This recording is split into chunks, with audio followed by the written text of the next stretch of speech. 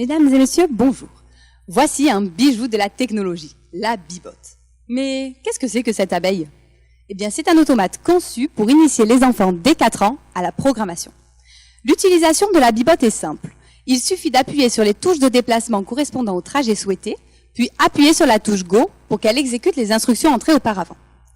Par exemple, pour que l'abeille se rende sur la ruche en passant par la fleur, voilà comment il faut programmer la bibotte.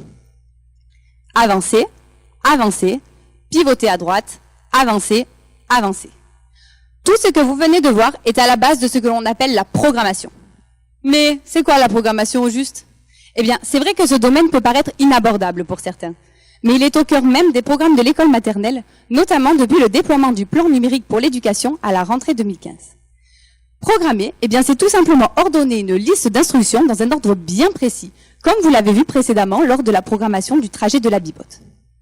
Bon, d'accord, mais vous allez me dire, en quoi une abeille sur roulette peut-elle aider des élèves de moyenne section à s'initier à la programmation? Eh bien, figurez-vous que je me suis posé la même question.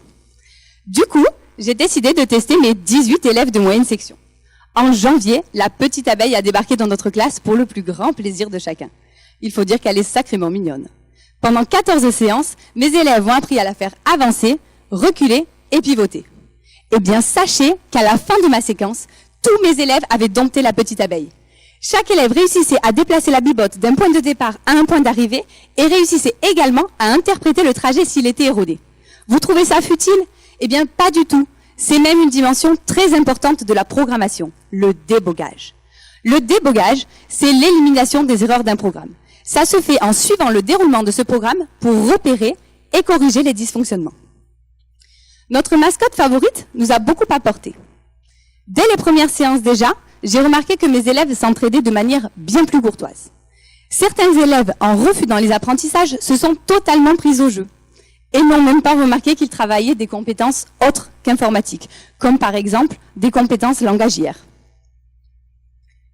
Je leur demandais de se rendre sur l'initiale de leur prénom ou sur un mot. Ou même des compétences mathématiques. Je leur demandais de se rendre sur une écriture chiffrée ou sur une forme géométrique, comme le triangle bleu par exemple. Mais surtout, elle a permis à mes élèves d'organiser leurs pensées comme de vrais petits informaticiens.